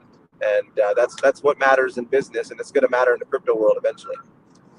Steve, I think you nailed it yesterday with your post. I'll go grab it and put it up top in a second. But I think that's what's missing is the sprint, the activity. Like, it's one thing to Pons' point, it's one thing to actually just talk about a chain or a project. It's an entirely different thing to actually go and use the thing. But I think like another layer to this where they are, yeah, you can talk about it and show up on a leaderboard, but the people that are really going to reward are those that go one layer deeper. And I think you're onto something, what you shared yesterday, and I think it got nerfed. So I'll go grab it if you missed it. Steve put out a pretty good thought on what InfoFi is lacking, I feel. I'll say this, and then we can switch over because I want to talk all things Grind because I'm super excited about that. I think for me, the part that actually throws me off about the whole thing is, to your point, like you want to get people using your stuff, but you also want to make sure people are actually staying and being sticky. And I think that's one of the things that we tend to lack a little bit here is the stickiness of the actual product. And that's why I said, like yesterday, I put it up. I know it didn't get as much run on the timeline because it's not making people money, but it's like, if there are these sprints that got people to use, I gave the example of Arbitrum. If Arbitrum right now says like, we're giving a bunch of money for people who talk about Arbitrum. So what are you getting? People doing like threads and things about random things on Arbitrum who never actually use Arbitrum, who don't care about Arbitrum, who aren't actually in the ecosystem. On the flip side of that, you could actually have people say, hey, we're doing a 1 week sprint. It's going to be around content related to Pirate Nation, a game built on Arbitrum. We want to highlight gaming this week. And then it's like the next week, it could be like our decks. And then like maybe you retain some sticky users from there and you're actually paying for acquisition costs there and conversion versus just simply paying for the loudest people on the timeline. Because I don't know if you feel this, Pons, and we can kind of like, put a bow in it with this one and get your take on this. I think the diminishing returns of Kaido, if they're not smart, I'm actually going to work on a deep dive article about Kaido and sort of the directions it can go. But my worry about something like that is like, you're taking people and you are asking them to be the loudest voice in the timeline, which means I know they have a loyalty score, but it's kind of like the same Whale, Kermit, the same like 25 people are going to just print thousands of dollars. And at some point that hits a point of like have and have nots. It's going to drive people nuts. People who are actually going to potentially use it are going to start participating. And it becomes so transparent that they're just talking about it to talk about it. And I think that's what happens in crypto Twitter a lot is like people only talk about things when they're paid to talk about it. And I think that becomes transparently obvious. So I don't know if you have a thought on that before we kind of wrap that part of the conversation, but that's been my feeling on it. Yeah, actually, what I'm shocked about is I had no idea how many people outside of Cato are paid for their posts. Like, I mean, it's really like being on Twitter is the equivalent of walking in a bazaar and India or something, and you got a million. I'm just using that as an example. But you got a million people trying to sell you stuff. As you're walking through the mall or the bazaar or whatever. It's like I don't know what percentage of the posts on X are actually their opinion, or it's just they're getting paid in the background for it, or trying to get a Cato yap, and so it becomes there's no difference. Everybody complains about the bots. What's the difference between a bot and somebody that's just posting because they're going to make money on it, but they have no idea what they're talking about. They've never used the product. I mean, how many people posting on Dot? And I'm just using Dot as an example because it's a pretty major chain, or used to be anyways. How many people that are posting about it have actually used it? I think Funky does. I think everyone else has probably never used the chain. Funky is a very big into Polkadot. He's their leader on that leaderboard. He deserves it. But even he came out and said, I've been talking too much about Polkadot. I'm laying up my Kaido grind. But yeah, to your point, I don't think many are actually using the chain. They're just purely doing it for the apps. Yeah, and the problem is one of the good things and the bad things about crypto is there's a ton of money here, and you got businesses that are trying to actually be businesses that have all this money because they did liquidity events with their tokens, and they're throwing money everywhere, and it's going to dry up because again, Dot only makes money if people in the long run, if people are using the chain, and I don't know what's going to make people. I mean, I've been hearing and talking about Dot since 2018 or something like that. I can't remember when it had a TGE, but at one point it was all the YouTubers were talking about it. It's dead now. We're in like the 5th season of L1s, and who's going to go actually use Dot now? Yeah, two things I'll say on that. I think one, the analogy I make, which isn't always popular, is like it's like a swarm of locusts that goes to a field, eats everything, and then moves to the next field. Like it feels like that to me. People say it's a little too strong of an analogy, but it's like kind of how I feel. The other thing you said there, though, I'm not going to name names, but there are a couple major sort of large account influencers that everybody knows. And I found out they were getting paid by certain brands for certain posts. And I was shocked because there's no disclosure. They just post it. And it's like, again, like I know that there's certain regulations that exist in certain countries about those things. So who knows? But when I found that out, I was like, oh man, so that person charges that much a post or that much to show up in a space or that much to talk about something. It's like, they're just paid mercenaries. And like, I felt like a sucker because like one of the, I remember Kermit had a post, and again, we like Kermit, but he had this post where he made this comment where he's like, oh, these people sold out for $250 a post. These people who get $2,500 a post. I'm like, number one, I don't get $2,500 a post. I don't get paid to post anything. I'm putting out a video about OpenSea probably today or tomorrow that has zip that I'm getting paid for. But number two, it's like, damn, you're basically shaming them for getting paid less for a post because these people get paid so much. It's like, I am shocked. And I think the bizarre analogy is probably a little bit better than my locust analogy, but it's just, I was going to go walking the strip in Vegas. Yeah. Yeah. That's a good one. That's a good one too. Yeah. The problem again, I complain about this a lot. It sounds like I'm bitter, but it's not, it's actually not complaining. I'm just saying the incentives in the ecosystem are misaligned because you've got all these, what people call creators making a ton of money, but there's the the money they're making, that, you got all these people on the timeline pontificating about extraction. A creator creates a post, that they call themselves a creator. They get paid for that post. The business doesn't get an ROI on the post. Nobody, maybe they have 10,000 views on it. And the cost, the CPM is, for those that don't understand traditional marketing, the CPM is 100x what you would pay in the traditional business world. It's not going to last. Unfortunately, a lot of that money is going to be, people use the word extraction a lot, so I'll just say it, extract it out of the market, and nothing's going to happen with it. So I think there's a misalignment of incentives all around. There's been a lot of founders that took money and run, but I don't know if it's much better that there's a lot of people that are getting paid in the background, not disclosing it, making a ton of money. The businesses aren't getting an ROI. Holders are buying because they trust these people, and that's extraction as well. Yeah, there's it's funny. We saw a bunch of creators crashing out on the timeline because they're like, oh my God, Kaido, these things aren't converting. It's like, what did you think the marketing activations you were doing that you were getting that previous money was doing for? It also wasn't converting, except you're mad it's going to, more people now. But another topic for another day. I do want to hit on grind. Definitely want to make sure that we get to that, because that is the topic of the day. That is what is exciting me. It seems like there is a renewed energy you have around grind. The pink hat stays on. Showed my kids the song this morning. My son was digging the song.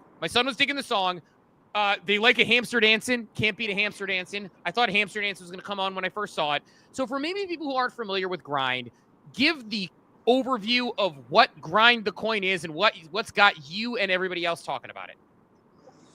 So, grind is a meme coin. And, I've been a long time critic of meme coins, but that's technically what it is. But for what we are using grind for, goes back to what we were just talking about.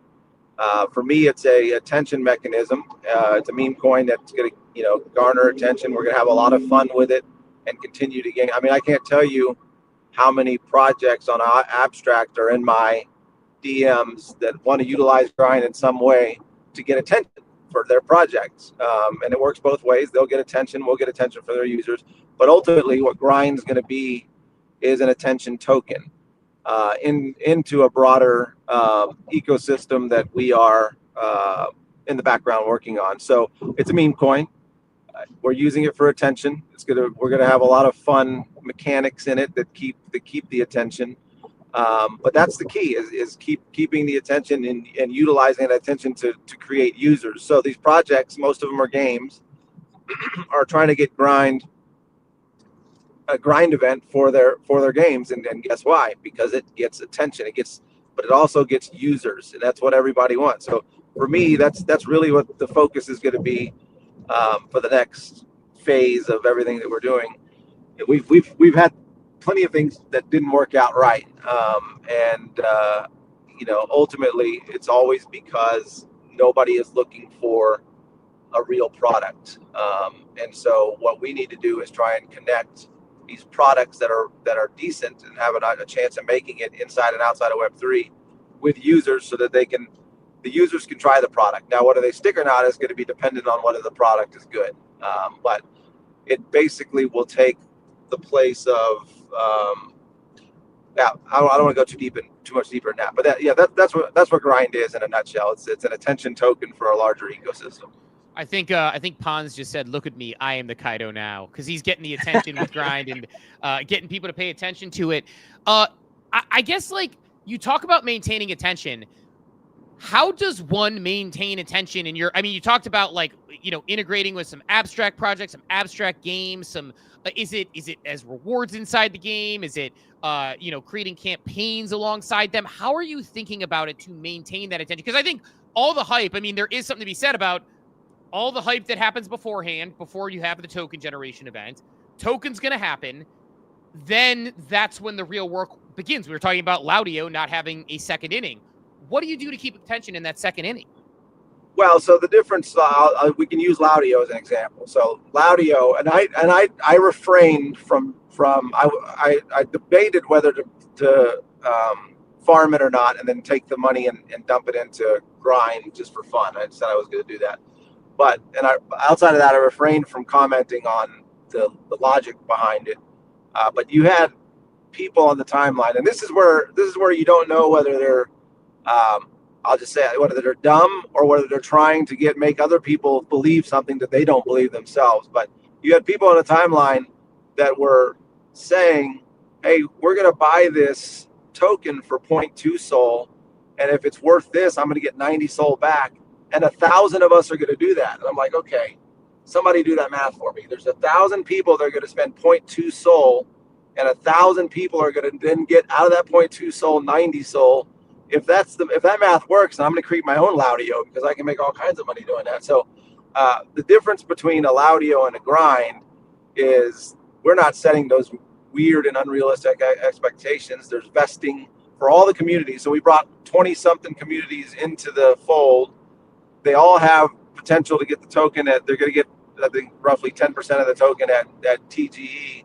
And then there's the vesting periods for all of them. So if they want to, this is an opportunity for a lot of these communities to help make a token work for themselves, and it's not going to make the devs rich. I'm getting 0% of the allocation, and I'm doing that because I don't, again, I think having a token that people can call their own in multiple communities is a good thing. And my job is going to be to try and create uses for that Memecoin, not because it's a utility token, but again, it's an attention token. So I've got 4 or 5 games that want to use it. That's what I mean. It's not their utility token, but it's an attention token for them to get people to use them. And if they do that, we'll burn some grind in the process. People will have to use some grind, and they can win some grind. So that's the difference between grind and Laudio. Is Laudio was a one-time event where everybody thought they were going to get rich. Grind is a long-term attention token where the goal is for me to burn that token down to 0 because people want to get the attention of the people that hold it. I like that. Now, one of the things you talked about is you hit in the launch mechanics a little bit there, and I want to talk about that part of it because you mentioned, I've seen you talk about fair distribution, kind of no BS on it. Give some more details on some of those partner communities, on how you're doing the launch. You mentioned your allocation being zip. I'd love for you to get more into that because I think there is different ways in how you launch something to make it more extractive, less extractive, more, more fair, more egalitarian. Talk about your mechanics you are launching with. Okay, so we're launching with a percentage of the tokens paired with liquidity on Gatekeep. I don't know if you know the guys at Gatekeep. They've built some pretty cool products in the past and are working on others, but that prevents the sniping of the token at launch. So it'll launch on Gatekeep, of course, on the abstract chain. We have a claims process for the communities that we'll be rolling out during that time frame. And so what will happen is the token will launch, then the claims will happen, and then we'll see what happens after that. That's one of those things you can try and plan it out. You can scenario plan, but you have no idea what's going to happen on the launch day. I've got some people that think our tokenomics are genius. I've got a few other people that I consider super smart that are telling me they're stupid. So I've got but you never really know until you launch the token. But the mechanics are that. On launch day, there'll be a claims process for all these communities. If you're a member of multiple communities, it stacks. We'll show you what your opening claim is. We'll show you what the vesting period is. We'll show you what the different levels are if you continue to hold the token, what the potential is.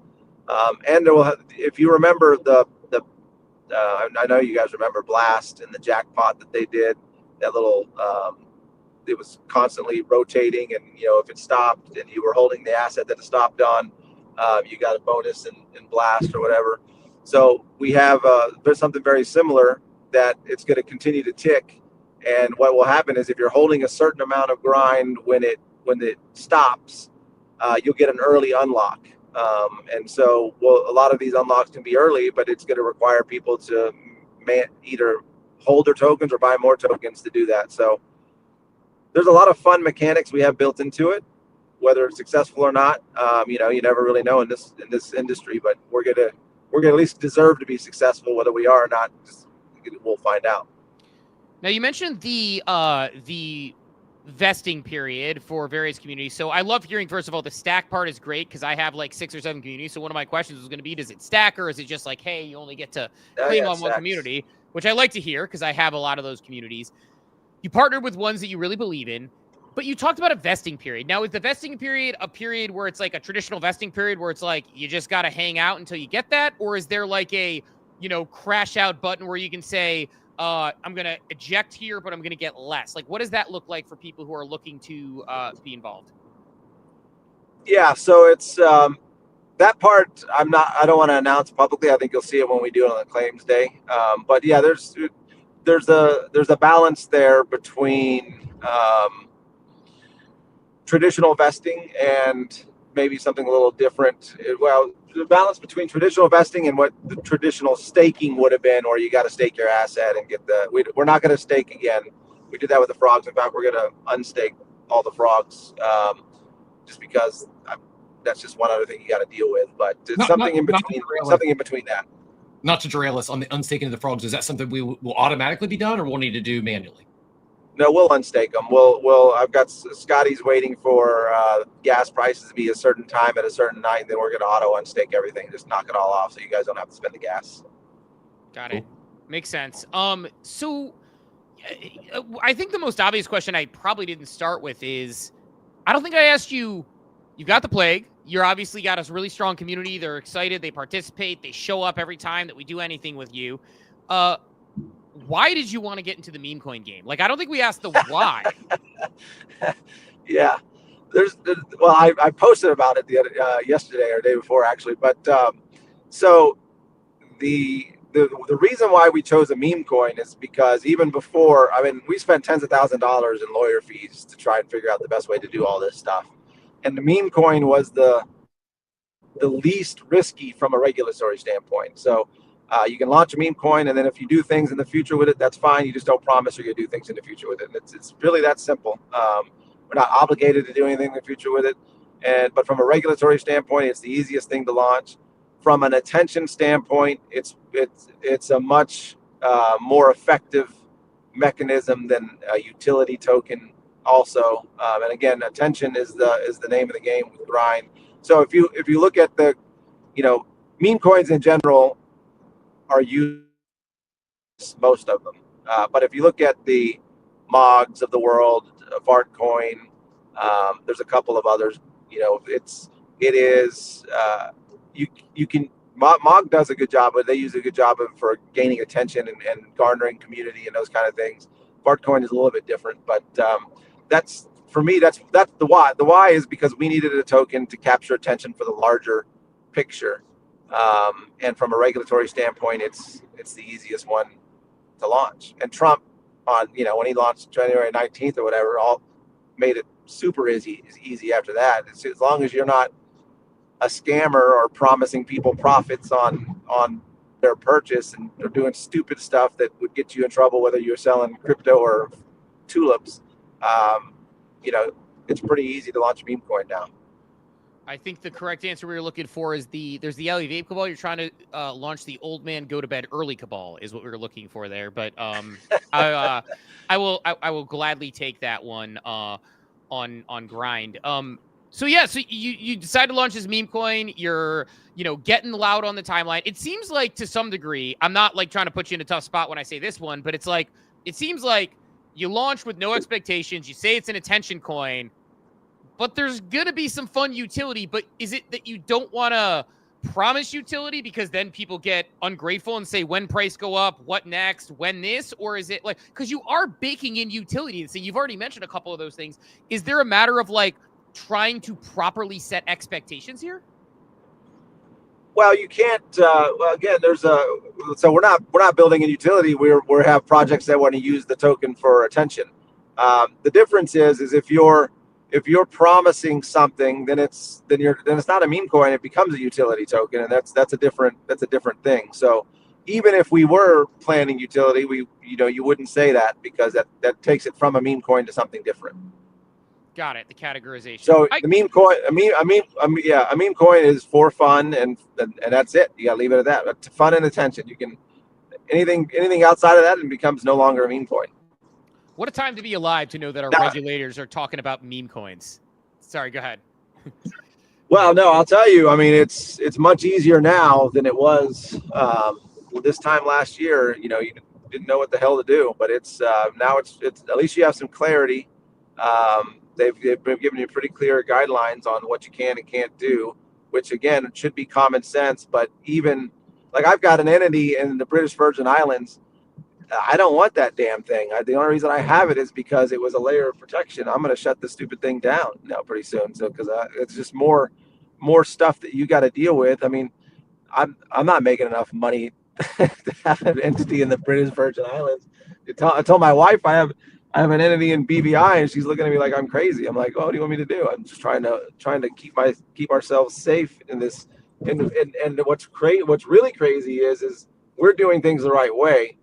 And you see on the timeline, U.S. citizens just doing the craziest things, and they don't seem to care. And so, anyways, I don't know. I got on that tangent, but yeah, no, you can't say a meme coin's anything more than a meme coin. If you do things with it afterwards, and that's great, but you can't say anything about it. I mean, look, I feel that in my soul. I made a lot of correct decisions in 2021 and 2022. Turns out it probably didn't matter, although who knows how the blockchain is forever. And I value my my reputation and I value my morals. But man, sometimes I look at the money people made and I'm like, I could have just been stupid with some stuff and it would have been just fine. But alas, we survive in advance. Couple more questions for you, and then I want to let you get anything else in here you want to for people to get ready. But Slingshot, I want to hit on that. So you must have Slingshot downloaded, set up an account, everything connected, right? You need Slingshot in order to claim this. Is that correct? Yeah, I mean, so it's going to be super hard to enforce it 100%, but I'm working with the Slingshot team because, like I said in the post, again, this goes back to what I was just saying. Grind is an attention token. So why does Slingshot want to work with us? Because Grind has attention, and people are going to claim it, and people are going to use it.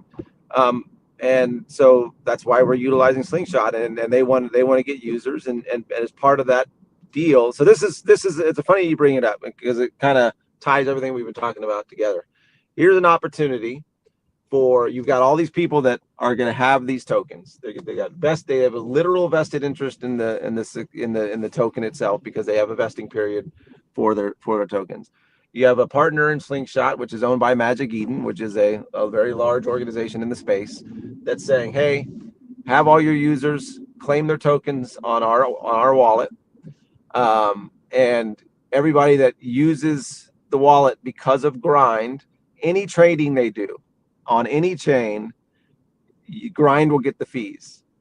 And so what we'll do with the fees is 50% of them will go to buying back Grind and burning it. So if you use Slingshot, you're helping with our quest of burning all the Grind away, because that's what we want to do. It's an attention token. We want to use the attention and burn it.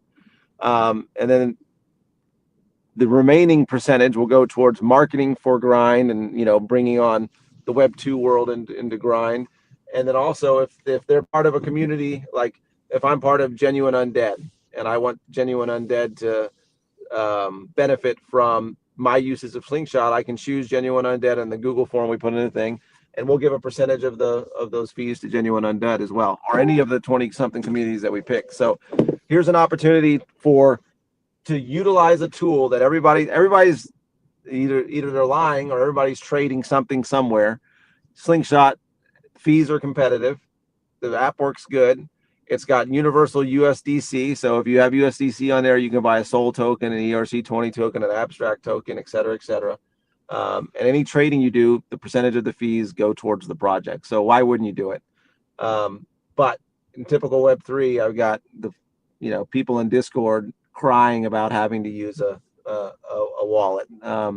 So I don't know if I answered your question or I just took the time to insult people, but I think that's why we're using Slingshot. No, a little bit of both, which is the perfect answer. Actually, I like that. I guess two last questions, and one last question, then I'll let you get out of here with anything else you want to hit on. Number one, or I guess my last question, I should say, is it feels like you have a little bit of, not that you're not passionate about the Plague and the crew that you have there or anything else, but it feels like you have a little bit of a renewed energy where you definitely, like many of us, have a little bit of a jaded point of view, rightfully so, a skeptical point of view on a lot of the things going on in the timeline. But I feel like you've had a little bit more bounce in your step since you started getting on the grind for grind. Is that accurate, or is it just by sense and me projecting? No, you have to. I mean, anytime you're doing something new, you've got to be more active than. I mean, there's nobody can sustain and not just in Web3 and just in general, nobody can sustain momentum for a long period of time. It comes in waves. So when the momentum is there, you got to take advantage of it. So I'm on the app now a lot more than I was, 90 days ago. But yeah, no, for sure. You have to be, and it's fun. These are the fun. It's always, we've advised a lot of founders most of the time for free, but part of the Frog Tank, just in general, I've talked to a lot of founders, and I always tell them that this period before the launch is always the most fun. And then as soon as you launch it, then that's when, the grind begins, and you got to deal with that part of it. Then you'll have all the armchair CEOs come out and tell you how you could have done it better, regardless of how good it was. And that's, so I like having fun during the fun times, because I know regardless of the success after we launch, that's when it's less fun. So I'm having fun now. Rocky waters ahead always. So there's those ebbs and flows. Before we let you get out of here, always enjoy talking to you. Obviously somebody who I think shares values with myself, with Cap, with a lot of the people in our community. Anything we didn't hit on today related to grind, plague, or anything else you wanted to? Oh, go ahead, Cap. I just have one more question before I let you get your wrap-up question there. Why abstract? I know we spoke briefly about this before you made the move, but why abstract? What attracted you to that ecosystem, and anything you want to expand on the decision to go there? Yeah. So we chose abstract pretty early on, and I've just by the nature of a lot of chains that have come and gone, I've talked to a lot of different chains that have wanted the frogs for different things at some point or fashion. Very similar. I mean, we've never been in the same category as DGods from an attention standpoint, but just how Frank moved to Polygon. We've had a lot of discussions with a lot of chains similar to that, and obviously we've never done it. Abstract, yeah, I know Luca and his team are good at what they do. I could see what their vision is for abstract. I know that almost every person that I talked to told me I shouldn't go to abstract. So that actually to me was was there a why? Why did they try to tell you not to? They didn't give because the liquidity's on Sol. I mean, that's why all these guys launched on Sol, is because the liquidity's there. But again, of course we want liquidity, and there's liquidity on abstract now too, and which is one of the reasons why we've waited. But you can chase liquidity all day long, but liquidity, like attention, is fleeting. And that's why you see all these prices charts that all look the same. Liquidity, again, like attention, is fleeting. What we want are users and attention. And we want, and I know abstract, the team, and I know, of course, Luca pretty well. I know all those guys, even if ultimately they don't succeed, they're going to do things, they're going to put themselves in a position to succeed. And I wanted to be part of a chain that was going to put themselves in that position and put our token in that position. And other things that we're building in the future will probably utilize abstract as well because of that. So we chose abstract simply because there's in a world where you can spin up a chain pretty quickly. I'm confident in their team's ability to execute and the network effect that Luca has because of the Penguins. Love it. Love it. I love that. I love that thought process. Like you definitely, again, it's not low effort. It's taking it seriously. Any parting thoughts before we let you get out of here? Or any other thoughts you wanted to get across related to this, or anything else? No, I appreciate the time as always. Appreciate what you guys do.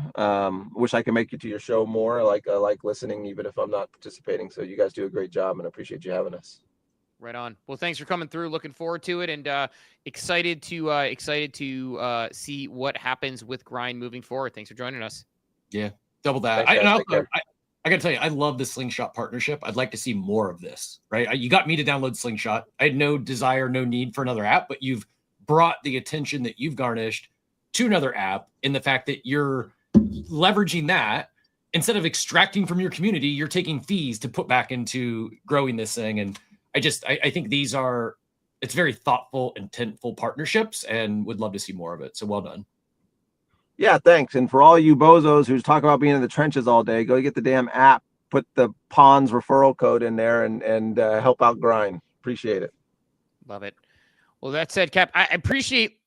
Sorry, I was going to say pull Pons off there. I love that sort of.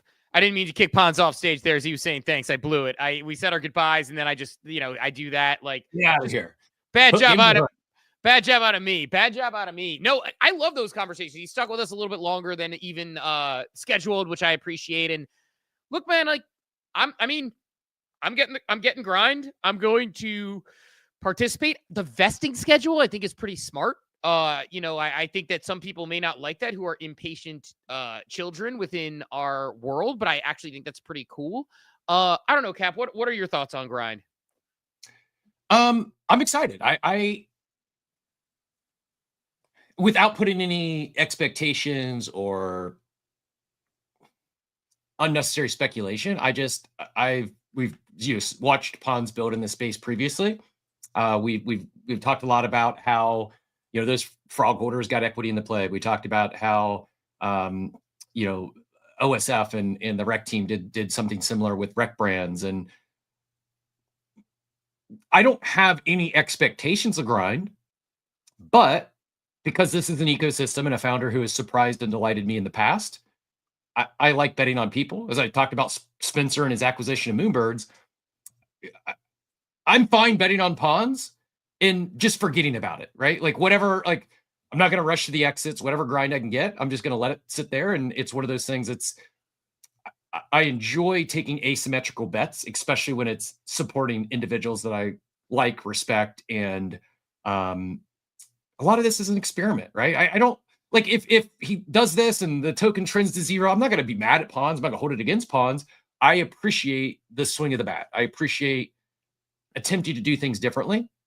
And even like I mentioned with the Slingshot app, that's something different. Like if the token goes to zero, there's something that others can take out of this playbook.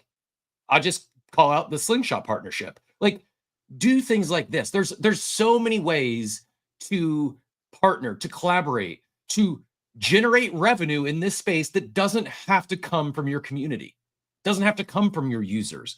There's ways to, a lot of people love giving Frank a lot of shit. Probably was one of the first NFT projects to get 7-figure check from a chain to switch. Like that is, let's keep moving things forward. Let's keep experimenting, keep trying new stuff. It all doesn't have to work. The price doesn't have to go up for the experiment to be a success. I think Laudio was an incredible success. Most people are talking like it was a massive failure because the token is not where they expected. That wasn't the experiment. It wasn't to see how high the token price could go. It was, can we capture attention? They did that. Now, is there a second act? Maybe not. Maybe the experiment's over.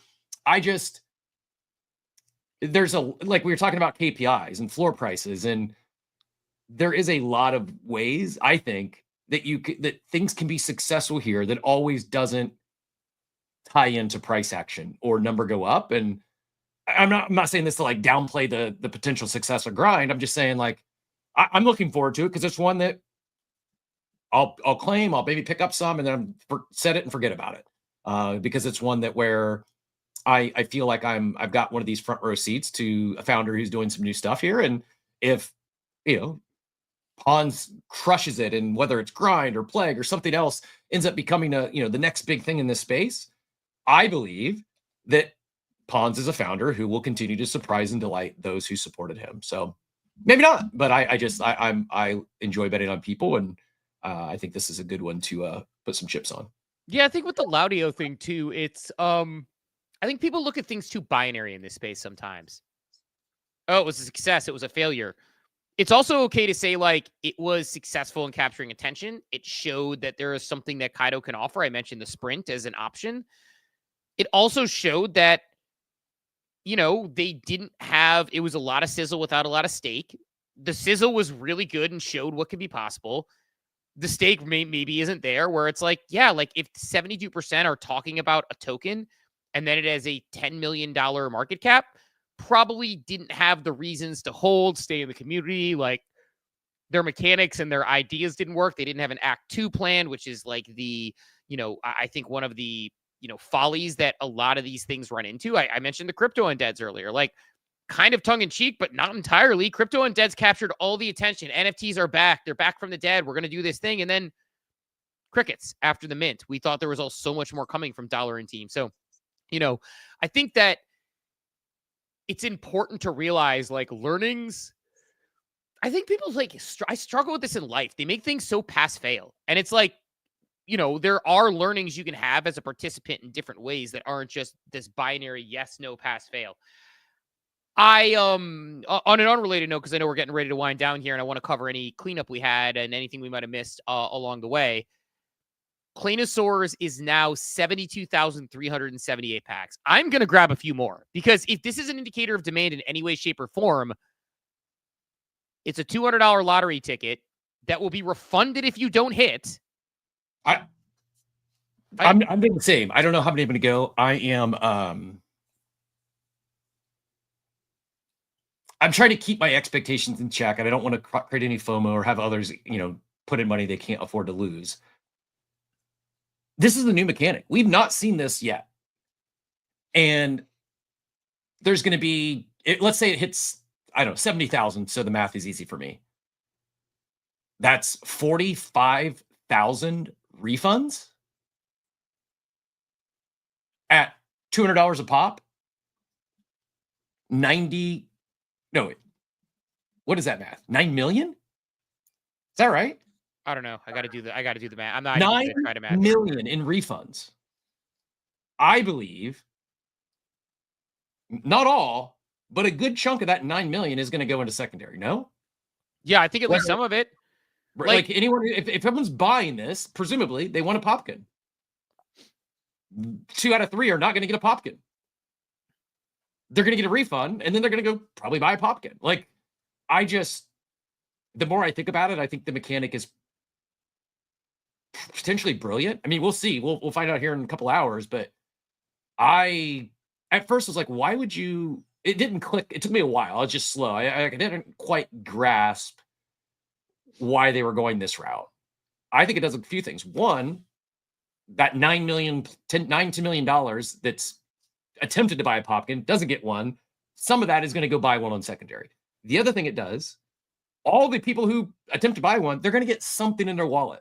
They're going to get something they can participate in the ecosystem without having to buy it. And they're going to convert some of those to sticky users, right? Like maybe they get the freebies, we've been following. I couldn't even tell you what the things are. Is it going to be a wearable? Is it going to be like whatever, for those that don't get the Popkins, the freebies that you get? I don't know what they are, but I think there's a high likelihood that some of those individuals, whether they get a Popkin or not, they're going to stay in the ecosystem. So you're growing your ecosystem. People are entering the ecosystem essentially for free. And yeah, I'm really excited to see how this plays out post. Now, when did the refunds hit? Do we know that? I don't know. And so that's something I got to pay attention to, and I got to get more dig in the deep on that one. And obviously, we're going to have Cat back on Friday when we're ripping packs, so we're going to have that conversation. I don't know if they're instant or whatever.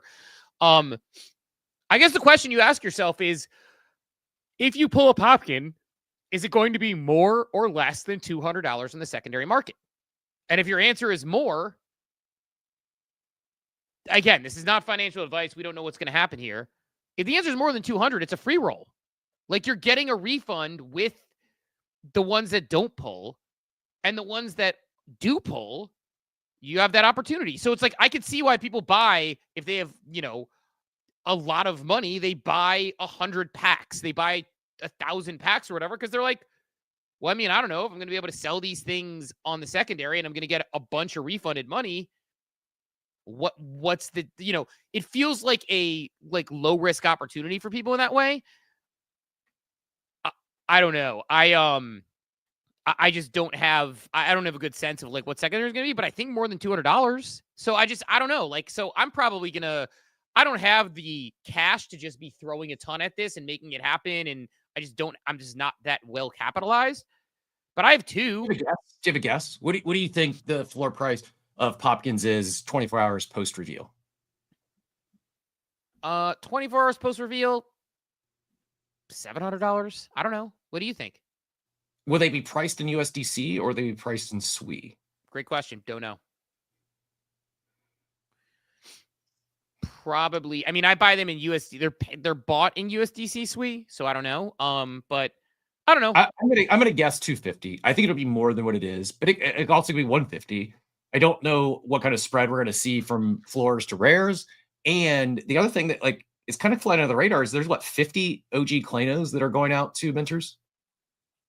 Yeah, there's raffles with the OG Claynos going out to minters. So there's a lot of opportunities there. So I think a lot of people are just saying, Rare Ed thinks 150 to 200. I don't know if he's saying SWI or in USD of SWI. So let us know. B Epic said faded because of SWI. Not too late. You got another hour to mint if you want. And so I'm probably going to mint. I've minted 2. I'm going to mint 5 to 10 of these, which is an astronomical number for me to say out loud. I'm going to sell some stuff and move some funds around. But I'm going to mint at least a couple more because 1, I want a Popkin. But 2, like if I somehow run pure and get 4 out of 5 Popkins, like I could get refunded on 1 and then make money on top of the rest of it. So I think that there's just this really cool opportunity here and it's a really cool mechanic and we'll see how it plays out. But, yeah, geez, we are now 1 hour. Over an hour. 1 hour and it is 72,872. So insane success from that Claynos team. They have to be feeling really great about themselves and flowers to those guys. Flowers to those guys. So yeah, but Cap, that said, I think that's kind of my stack for the day. Any parting thoughts before I let everyone get out of here? Good show today. There is probably a few things, but I think good conversations to just dive deeper in tomorrow. You mentioned the OpenSea stuff. We'll be following the shipwreck mint today, the Popkins mint closing out. Did we ask Pons win grind? Muted. I said that's hilarious. We didn't. So I don't Anyone know win grind? Yeah, great question. Got to yeah. I don't think anything else worth deep diving into today.